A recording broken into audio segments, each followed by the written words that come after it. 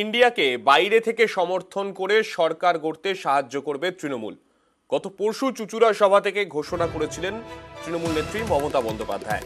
জানিয়ে শুরু হয়েছিল রাজনৈতিক বিতর্ক। মন্তব্যের ভুল ব্যাখ্যা হয়েছে। হলদিয়ার সভা থেকে গতকাল তৃণমূল নেত্রীর দাবি, সর্বভারতীয় ক্ষেত্রে ইন্ডিয়াতেই থাকছে তৃণমূল, বাংলায় কোনো জোট হয়নি।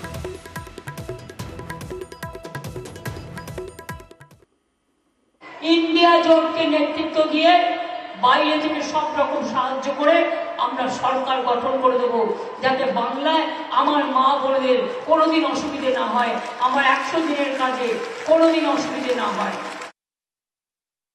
অল ইন্ডিয়া লেভেলে অনেকে আমায় ভুল বুঝেছে।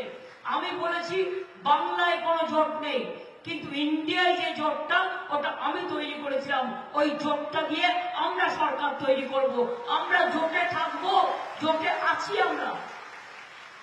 এখানকার সিপিএম নেই, এখানকার কংগ্রেস নেই, কিন্তু অল ইন্ডিয়া লেভেলে ইন্ডিয়া জোট আমি তৈরি করেছিলাম এবং ইন্ডিয়া জোটে আমরা থাকবো।